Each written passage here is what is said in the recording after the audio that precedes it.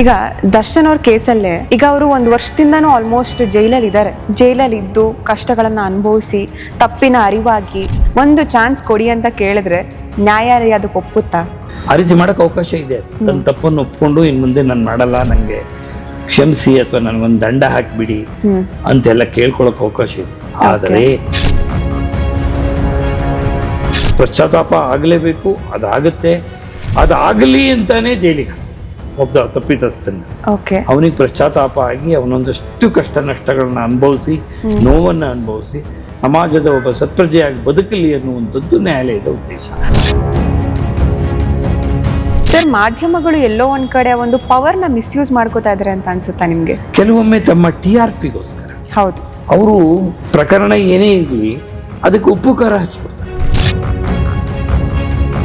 ಮಾಧ್ಯಮಗಳು media trial ಮಾಡಿಲ್ಲ ಅಂತಂದ್ರೆ ಜನಸಾಮಾನ್ಯರಿಗೆ ನ್ಯಾಯ ಸಿಗುವಂತದ್ದಾಗುತ್ತಾ? ಯಾವುದೋ ಒಂದು ಘಟನೆಯನ್ನು ನೀವು ತಪ್ಪು ಅಂತಾಗ್ಲಿ ಸರಿ ಅಂತಾಗ್ಲಿ ನೀವು ಯಾರು ತೀರ್ಪು ಕೊಡಕ್ಕೆ? ನ್ಯಾಯಾಲಯ ಇದೆ ತೀರ್ಪು ಕೊಡಕ್ಕೆ. ಕೆಲವೊಂದ್ಸತಿ ವೈಯಕ್ತಿಕನೂ ಆಗ್ಬಿಡುತ್ತಲ್ವ ಸರ್? ನಾನು ಒಬ್ಬ ಮಾಧ್ಯಮದ ವ್ಯಕ್ತಿಯಾಗಿ ಜನರ ಮುಂದೆ ನಿಂತಿದ್ದೀನಿ ಅಂದಾಗ ನಾನು ನಿಷ್ಪಕ್ಷಪಾತವಾಗಿ ಪ್ರಾಮಾಣಿಕವಾಗಿ ವರ್ತನೆ ಮಾಡಬೇಕಾದ್ದು ನನ್ನ ಕರ್ತವ್ಯ. ಆರ್ಟಿಕಲ್ 19 ಕೆಳಗಡೆ ಅಭಿವ್ಯಕ್ತಿ ಸ್ವಾತಂತ್ರ್ಯವನ್ನು ಹೆಚ್ಚು ಕೊಟ್ಟಿರುವಂಥದ್ದು ಮಾಧ್ಯಮಗಳಿಗೆ.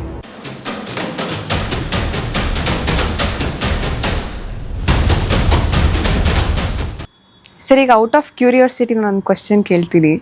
ಈಗ ದರ್ಶನ್ ಅವ್ರ ಕೇಸಲ್ಲೇ ಈಗ ಅವರು ಒಂದು ವರ್ಷದಿಂದನೂ ಆಲ್ಮೋಸ್ಟ್ ಜೈಲಲ್ಲಿ ಇದ್ದಾರೆ. ಈಗಲೂ ಕೂಡ ಇನ್ನೂ ಒಂದು ವರ್ಷ ಕೇಸ್ನ ಮುಂದಕ್ಕೆ ಹಾಕಿದ್ದಾರೆ. ಒಂದು ವರ್ಷ ಆದಮೇಲೆ ಮತ್ತೆ ಅದರದ್ದು ಕೋರ್ಟಲ್ಲಿ ನಡೆಯುವಂಥದ್ದು. ಆದರೆ ಎಲ್ಲೋ ಒಂದು ಕಡೆಗ ದರ್ಶನ್ ಅವರು ಕೂಡ ಪಶ್ಚಾತ್ತಾಪ ಆಗಿರಬಹುದಲ್ಲ, ಆದರೆ ಶಿಕ್ಷೆಯನ್ನೇ ಯಾಕೆ ಕೊಡಬೇಕು? ನೋಡಿ, ಯಾವುದೇ ಮನುಷ್ಯನಿಗೆ ಅಪರಾಧವನ್ನು ಎಸಗುವಾಗ ಗೊತ್ತಿರಲ್ಲ. ಮತ್ತೆ ಯಾರೂ ಉದ್ದೇಶಪೂರ್ವಕವಾಗಿ ಅಪರಾಧವನ್ನು ಎಸಗಲ್ಲ. ಆ man is child of circumstances ಅಂತ. ಸಂದರ್ಭದ ಶಿಶು. ಆ ಸಂದರ್ಭದಲ್ಲಿ ಗೊತ್ತಿದ್ದೋ ಗೊತ್ತಿಲ್ಲದೆಯೋ ಅಪರಾಧ ಆಗ್ಬಿಟ್ಟಿರುತ್ತೆ. ಆದರೆ ಪಶ್ಚಾತ್ತಾಪ ಪಡೆದೇ ಇರುವಂಥ ಮನುಷ್ಯ ಯಾರೂ ಇಲ್ಲ. ನೀವು ಜೈಲಿಗೆ ಹೋಗಿ ಬಂದಿರೋ ಮನುಷ್ಯರನ್ನ ಯಾರನ್ನೇ ಕೇಳಿ, ನಿನಗೇನಾದರೂ ಪಶ್ಚಾತ್ತಾಪ ಆಗಿದೆಯಾ ಅಂದರೆ ಖಂಡಿತ ಆಗಿರುತ್ತೆ. ಪಶ್ಚಾತ್ತಾಪ ಆಗೇ ಆಗುತ್ತೆ ಯಾರಿಗೇ ಆದರೂ. ಇಂಥವ್ರ ಬಗ್ಗೆ ಅಥವಾ ಇಂಥ ವ್ಯಕ್ತಿಯ ಬಗ್ಗೆ ನಾನು ಹೇಳ್ತಾ ಇಲ್ಲ, ಜನರಲ್ಲಾಗಿ ಹೇಳ್ತಾ ಇದ್ದೀನಿ. ಆದ್ದರಿಂದ ಅದಾಗುತ್ತೆ, ಪಶ್ಚಾತ್ತಾಪ ಆಗಲೇಬೇಕು, ಅದಾಗುತ್ತೆ. ಅದಾಗಲಿ ಅಂತಾನೆ ಜೈಲಿಗೆ ಹಾಕೋದು ಒಬ್ಬ ತಪ್ಪಿತಸ್ಥನ ಅವನಿಗೆ ಪಶ್ಚಾತ್ತಾಪ ಆಗಿ ಅವನೊಂದಷ್ಟು ಕಷ್ಟ ನಷ್ಟಗಳನ್ನ ಅನುಭವಿಸಿ ನೋವನ್ನು ಅನುಭವಿಸಿ ಒಂದು ಸತ್ಪ್ರಜೆಯಾಗಿ ಹೊರಗೆ ಬಂದು ಇನ್ನು ಮುಂದೆ ಆದರೂ ಆತ ಸಮಾಜದ ಒಬ್ಬ ಸತ್ಪ್ರಜೆಯಾಗಿ ಬದುಕಲಿ ಅನ್ನುವಂಥದ್ದು ನ್ಯಾಯಾಲಯದ ಉದ್ದೇಶ. ಶಿಕ್ಷೆ ಕೊಡಬೇಕು, ಅವನು ತಪ್ಪು ಮಾಡಿದ್ದಾನೆ, ಅವನು ಹಿಂಸಿಸಬೇಕು, ಅವನು ಯಾರಿಗೋ ಒಬ್ರಿಗೆ ಹಿಂಸಿಸಿದ್ದಾನೆ, ಇವನಿಗೆ ನಾವು ಹಿಂಸೆ ಕೊಡೋಣ ಅಂತ ಕೊಡಲ್ಲ. ಆತ ಬುದ್ಧಿ ಕಲ್ತ್ಕೊಳ್ಳಿ, ನೋಡಿ ಅಲ್ಲಿ ಅಂತೇಳಿ ಒಂದು ಶಿಕ್ಷೆಯನ್ನು ಕೊಡುವಂಥದ್ದು. ಆದರೆ ಈಗ ಸರ್, ಈಗ ಜೈಲಲ್ಲಿ ಇದ್ದು ಕಷ್ಟಗಳನ್ನು ಅನುಭವಿಸಿ ತಪ್ಪಿನ ಅರಿವಾಗಿ ಇನ್ನೊಂದು ಚಾನ್ಸ್ ಹೊಸದಾಗಿ ನನ್ನ ಜೀವನನ ಶುರು ಮಾಡ್ಕೊಳ್ಳೋಕ್ಕೆ ಒಂದು ಚಾನ್ಸ್ ಕೊಡಿ ಅಂತ ಕೇಳಿದ್ರೆ ನ್ಯಾಯಾಲಯ ಅದಕ್ಕೆ ಒಪ್ಪುತ್ತಾ? ಅದು ನ್ಯಾಯಾಲಯದಲ್ಲಿ ಅವಕಾಶ ಇದೆ ಆ ರೀತಿ ಮಾಡೋಕ್ಕೆ. ಆ ರೀತಿ ಮಾಡೋಕ್ಕೆ ಅವಕಾಶ ಇದೆ. ತನ್ನ ತಪ್ಪನ್ನು ಒಪ್ಕೊಂಡು ಇನ್ನು ಮುಂದೆ ನಾನು ಮಾಡಲ್ಲ, ನನಗೆ ಕ್ಷಮಿಸಿ ಅಥವಾ ನನಗೊಂದು ದಂಡ ಹಾಕಿಬಿಡಿ ಅಂತೆಲ್ಲ ಕೇಳ್ಕೊಳಕ್ಕೆ ಅವಕಾಶ ಇದೆ. ಆದರೆ ಎಲ್ಲ ಪ್ರಕರಣಗಳಲ್ಲೂ ಸಾಧ್ಯ ಇಲ್ಲ. ಎಲ್ಲ ಪ್ರಕರಣಗಳಲ್ಲೂ ಹಾಗೆ ಮಾಡೋಕ್ಕೆ ಸಾಧ್ಯ ಇಲ್ಲ.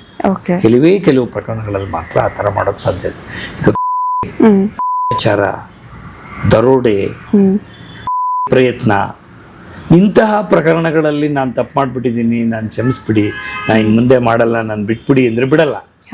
ಆ ಥರದ್ರಲ್ಲಿ ಶಿಕ್ಷೆ ಅನುಭವಿಸೋದು ಪ್ರೂವ್ ಆದರೆ one has to undergo the punishment. ಅದನ್ನು ಬಿಡಲ್ಲ. ಸಣ್ಣ ಪುಟ್ಟದ್ದು ಯಾವುದೋ ಒಂದು ಸಣ್ಣ ಕಳ್ಳತನ ಮಾಡಿರ್ತಾನೆ, ಮೊದಲನೇ ಬಾರಿ ಮಾಡಿರ್ತಾನೆ, ಸಣ್ಣ ಆಕ್ಸಿಡೆಂಟು ಮಾಡಿರ್ತಾನೆ ನೆಗ್ಲಿಜೆನ್ಸಿಂದ, ಯಾರ್ದೋ ಮಾಡಿದ ನೆಗ್ಲಿಜೆನ್ಸಿಂದ ಒಬ್ರಿಗೇನೋ ತೊಂದರೆ ಆಗಿರುತ್ತೆ ಅಥವಾ ಒಂದು ಪ್ರಾಣ ಹೋಗಿರುತ್ತೆ. ಈ ಥರ ಯಾವುದೋ ಸಣ್ಣ ಪುಟ್ಟ, ಅಥವಾ ಹೆಂಡತಿ ಮೇಲೆ ಕ್ರೌರ್ಯ ಮಾಡಿರ್ತಾನೆ, ಹೊಡೆದಿರ್ತಾನೆ, ಬೈದಿರ್ತಾನೆ, ಅದಕ್ಕೊಂದು ಪ್ರಕರಣ ದಾಖಲಾಗಿರುತ್ತೆ. ಇಲ್ಲ ಸ್ವಾಮಿ, ಇನ್ಮೇಲೆ ನಾನು ಹೆಂಡತಿ ಜೊತೆ ನಾನು ನೆಮ್ಮದಿಯಿಂದ ಬದುಕೊಂಡು ಹೋಗ್ತೀನಿ, ನಾನು ಆಕೆ ಮೇಲೆ ಕೈ ಮಾಡಲ್ಲ, ಮಾಡಿ ತಪ್ಪಾಯಿತು ನಾನು ಅಂತ ಕೇಳ್ಕೊಳ್ಳೋದು. ಈ ರೀತಿಯ ಪ್ರಕರಣಗಳಲ್ಲಿ ನ್ಯಾಯಾಲಯದಲ್ಲಿ ತಪ್ಪೊಪ್ಕೊಂಡು ಬಿಡುಗಡೆ ಆಗಿ ಬಂದು ಒಳ್ಳೆಯವರಾಗಿ ಬದುಕಿರುವಂಥ ಪ್ರಕರಣಗಳು, ಅಂತಹ ಉದಾಹರಣೆಗಳು ಬೇಕಾದಷ್ಟಿದೆ, ಓಕೆ, ಬೇಕಾದಷ್ಟಿರುತ್ತೆ. ಆದರೆ ದೊಡ್ಡ ದೊಡ್ಡ ಪ್ರಕರಣಗಳಲ್ಲೆಲ್ಲ ಹಾಗೆ ಬಿಡ್ತಾ ಹೋದರೆ ಜನ ಒಂದು ಕಂಟಿನ್ಯೂ ಮಾಡ್ತಾರೆ. ಏನು ಪರವಾಗಿಲ್ಲಪ್ಪ, ಕೋರ್ಟಿಗೆ ಹೋಗಿ ತಪ್ಪು ಅಂತ ಒಪ್ಕೊಂಡ್ರೆ ಬಿಟ್ಬಿಡ್ತಾರೆ, ಮಾಡೋಣ ಅಂತ. ಅದು ಇನ್ನೊಂದು ರೀತಿಯ ಒಂದು ದುಷ್ಪರಿಣಾಮ ಆಗುತ್ತೆ.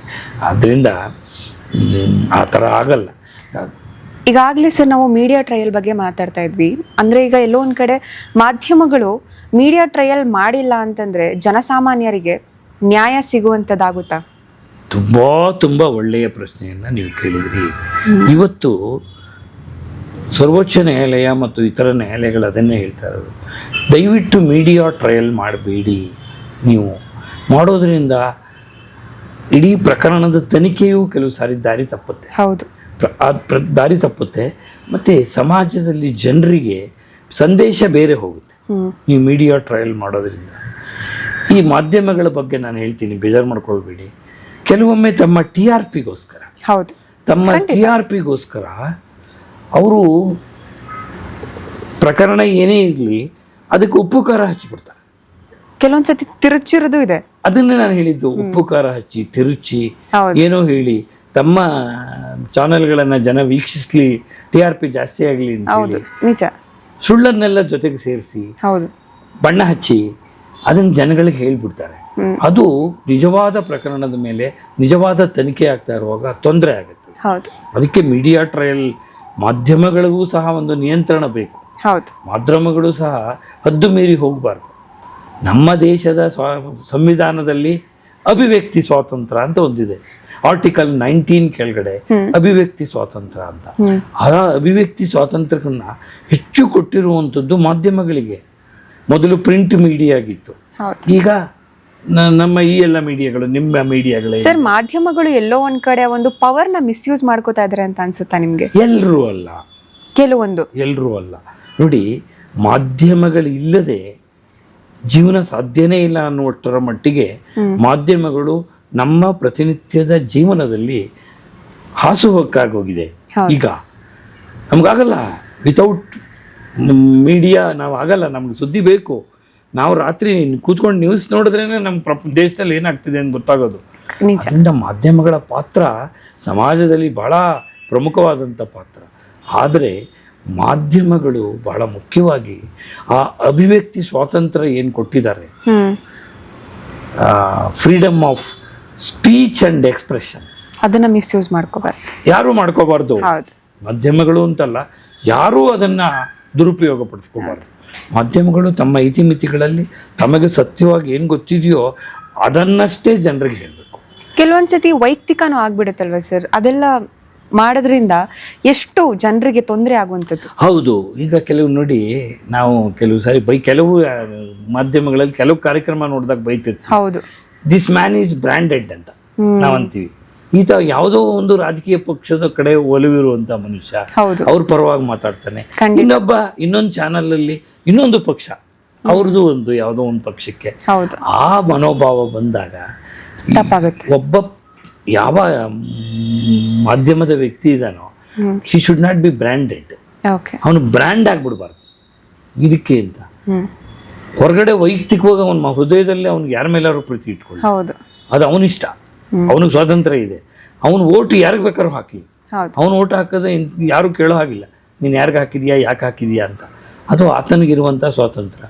ಆದರೆ ನಾನು ಒಬ್ಬ ಮಾಧ್ಯಮದ ವ್ಯಕ್ತಿಯಾಗಿ ಜನರ ಮುಂದೆ ನಿಂತಿದ್ದೀನಿ ಅಂದಾಗ ನಾನು ನಿಷ್ಪಕ್ಷಪಾತವಾಗಿ ಪ್ರಾಮಾಣಿಕವಾಗಿ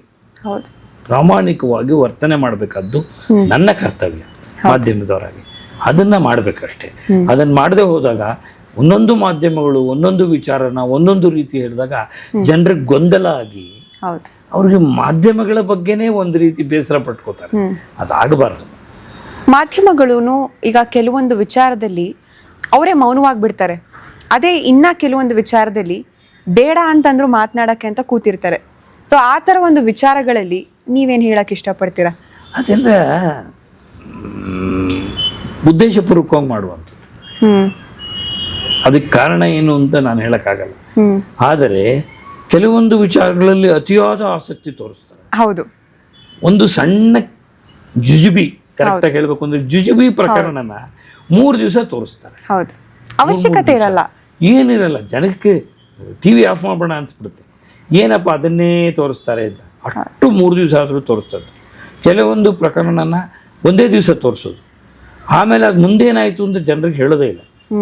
ಅದಕ್ಕೆ ಬೇರೆ ಬೇರೆ ಕಾರಣ ಇರ್ಬೋದು, ಅದು ಮಾಧ್ಯಮದವ್ರು ಹೇಳ್ಬೇಕು ಕಾರಣ ಏನು ಅಂತ. ಆದ್ರೆ ಫಾಲೋ ಅಪ್ ಅನ್ನೋದನ್ನ ಮಾಡ್ಬೇಕು ಅಲ್ವಾ ಸರ್? ಮಾಡಬೇಕು, ಒಂದು ತಾರ್ಕಿಕ ಅಂತ್ಯವನ್ನ ಕಾಣಿಸ್ಬೇಕು. ಹೌದು, ಲಾಜಿಕಲ್ ಎಂಡ್ ಅಂತೀವಿ ನೋಡಿ. ಹೌದು, ಆ ಲಾಜಿಕಲ್ ಎಂಡಿಗೆ ತಗೊಂಡು ಹೋಗಿ ನಿಲ್ಲಿಸ್ಬೇಕು. ಹೌದು. ಹಿಂದೆ ಪತ್ರಿಕಾ ಮಾಧ್ಯಮಗಳಿದ್ದಾಗ ಆ ರೀತಿಯ ನಿಷ್ಠಾವಂತ ಪತ್ರಿಕಾಕರ್ತರಿದ್ರು, ಹೌದು, ಅದ್ರ ಬೆನ್ನು ಬೀಳ್ತಾ ಇದ್ರು, ಹೌದು, ಅದನ್ನ ಲಾಜಿಕಲ್ ಎಂಡಿಗೆ ತಗೊಂಡೋಗಿ ನಿಲ್ಲಿಸ್ತಾ ಇದ್ರು. ಆದರೆ ಕ್ರಮೇಣ ಬರ್ತಾ ಬರ್ತಾ ಕ್ವಾಲಿಟಿ ಕಡಿಮೆ ಆಯ್ತಾ ಬಂತು. ಎಲ್ಲೋ ಒಂದ್ ಕಡೆ ಇವಾಗ ಕೇಸ್ನ ಅಥವಾ ಈಗ ಸುದ್ದಿಗಳನ್ನ ಮಾಧ್ಯಮದವರು ಕೊಡ್ತಾರೆ, ಆದ್ರೆ ಅದನ್ನ ಫಾಲೋ ಅಪ್ ಮಾಡೋದ್ರಲ್ಲಿ ಎಲ್ಲೋ ಒಂದ್ ಕಡೆ ಮಾಧ್ಯಮದವರು ಹಿಂದೇಟಾಗ್ತಾ ಇರ್ತಾರ ಅಥವಾ ಅದನ್ನ ನಿರ್ಲಕ್ಷ್ಯ ತೋರ್ತಾ ಇರ್ತಾರ ಅಂತ. ಅದು ನಿರ್ಲಕ್ಷ್ಯ ತೋರಿಸ್ತಾರೋ ಅಥವಾ ಅದಕ್ಕೆ ಬೇರೆ ಕಾರಣ ಇರುತ್ತೋ ನಾನಂತೂ ಹೇಳೋಕ್ಕಾಗಲ್ಲ, ಯಾಕಂದ್ರೆ ನನ್ನ ಮಾಧ್ಯಮದವನಲ್ಲ, ಅದಕ್ಕಾಗಿ ನಾನು ಹೇಳ್ತಿದ್ದೀನಿ. ಆದರೆ ನಾನು ಹೇಳಿದಾಗೆ ಸಂಪೂರ್ಣ ತನಿಖೆ ಏನು ಮಾಡಬೇಕು, ಲಾಜಿಕಲ್ ಎಂಡಿಗೆ ತೊಗೊಂಡೋಗಿ ನಿಲ್ಲಿಸ್ಬೇಕು, ಮಾಡಬೇಕು. ನಿಮ್ಮ ಅಭಿಪ್ರಾಯವನ್ನ ಹೇಳಬಾರ್ದು, ನಿಮಗೆ ಅನಿಸಿದ್ದನ್ನು ಹೇಳಕ್ ಹೋಗ್ಬಾರ್ದು. ಸುದ್ದಿ ಏನಿದೆಯೋ ಅದನ್ನಷ್ಟೇ ಹೇಳಬೇಕು. ಜನರು ತೀರ್ಮಾನ ಮಾಡ್ತಾರೆ ತಪ್ಪು ಯಾರ್ದು ಸರಿ ಯಾರ್ದು. ಖಂಡಿತ. ಯಾವುದೋ ಒಂದು ಘಟನೆಯನ್ನು ನೀವು ತಪ್ಪು ಅಂತಾಗ್ಲಿ ಸರಿ ಅಂತಾಗ್ಲಿ, ನೀವು ಯಾರು ತೀರ್ಪು ಕೊಡೋಕ್ಕೆ? ನ್ಯಾಯಾಲಯ ಇದೆ ತೀರ್ಪು ಕೊಡೋಕ್ಕೆ. ಒಂದು ಪ್ರಕರಣವನ್ನು ನೋಡಿ ತೀರ್ಪಿಗೆ ಬಂದು ನೀವೇ ಜಡ್ಜ್ಮೆಂಟ್ ಬರೀಬಾರ್ದು. ಮಾಧ್ಯಮದವರು ತೀರ್ಪು ಕೊಡೋದಕ್ಕೆ ನ್ಯಾಯಾಲಯ ಇದೆ. ನ್ಯಾಯಾಲಯ ಅದರದ್ದೇ ಆದ ರೀತಿ ನೀತಿಯಲ್ಲಿ ವಿಚಾರಣೆಯನ್ನು ಮಾಡಿ ತೀರ್ಪು ಕೊಡುತ್ತೆ. ನೀವು ಕೊಡಬೇಡಿ, ನೀವು ತೀರ್ಪು ಕೊಡಬೇಡಿ. ದಯವಿಟ್ಟು ನೀವು ಸುದ್ದಿಯನ್ನಷ್ಟೇ ಜನರಿಗೆ ಹೇಳಿ ಅಂತ ನಾನು ಕೇಳ್ತೀನಿ. ಸರ್, ಎಲ್ಲೋ ಒಂದ್ ಕಡೆ ಈ ತಪ್ಪು ಒಪ್ಪುಗಳನ್ನ ಬಿಂಬಿಸುವಂಥದ್ರಲ್ಲಿ ಮಾಧ್ಯಮಗಳು ಎಡುತ್ತಾ ಇದ್ದಾರಾ? ಇಲ್ಲ, ಎಡುತ್ತಾ ಇದ್ದಾರೆ ಅಂತಾನೆ ಸಂಪೂರ್ಣ ಸರಿ ಇಲ್ಲ, ಎಡುತ್ತಾ ಇದ್ದಾರೆ ಅಂತ ನಾನು ಹೇಳಲ್ಲ. ಎಷ್ಟೋ ವಿಚಾರಗಳಲ್ಲಿ ಜನರು ಇವತ್ತು ಎಜುಕೇಟ್ ಆಗ್ತಾ ಇರುವಂಥದ್ದು ಮಾಧ್ಯಮಗಳಿಂದಾನೆ. ಮಾಧ್ಯಮಗಳು ಸಮಾಜಕ್ಕೆ ಬೇಕು. ಮಾಧ್ಯಮಗಳಿಂದನೇ ಜನ ಇವತ್ತು ತಿಳುವಳಿಕೆ ಜ್ಞಾನ ಎಲ್ಲ ಸಿಗ್ತಾ ಇರೋದು. ಅವರು ತಪ್ಪುದಾರಿಗೆ ಎಳಿತಾರೆ ಅಂತ ನಾನು ಹೇಳಲ್ಲ, ಆದರೆ ವಸ್ತುಸ್ಥಿತಿ ಪ್ರಾಮಾಣಿಕವಾಗಿ ಹೇಳ್ಬೇಕಷ್ಟೇ ಅಂತ ನಾನು ಹೇಳೋದು. ಅದರಿಂದ ಕೆಲವೊಂದು ಎಥಿಕ್ಸ್ ಅಂತಾರ, ಕರೆಕ್ಟಾಗಿ ಹೇಳಬೇಕು ಅಂದ್ರೆ ಮೌಲ್ಯಗಳು, ಎಥಿಕ್ಸ್ ಇಟ್ಕೊಂಡು ಪ್ರತಿಯೊಬ್ಬರು ಕೆಲಸ ಮಾಡಬೇಕು. ನೋಡಿದ್ರಲ್ಲ ವೀಕ್ಷಕರೇ, ಇವತ್ತಿನ ಪಾಡ್ಕಾಸ್ಟ್ ನಲ್ಲಿ ವಿ ಮಂಜುನಾಥ್ ಸರ್ ಅವರು ಕೌಟುಂಬಿಕ ಕಲಹದ ಬಗ್ಗೆ ಸಾಕಷ್ಟು ಮಾಹಿತಿಗಳನ್ನ ತಿಳಿಸ್ಕೊಟ್ಟಿದ್ದಾರೆ. ಮುಂದಿನ ಪಾಡ್ಕಾಸ್ಟ್ ನಲ್ಲಿ ಮತ್ತೊಬ್ಬ ವಿಶೇಷ ಅತಿಥಿಯೊಟ್ಟಿಗೆ ನಾನು ಮುಂದೆ ಬರ್ತೀನಿ. ಅಲ್ಲಿವರೆಗೂ ನೋಡ್ತಾ ಇರಿ beyond limits channel. Thank you.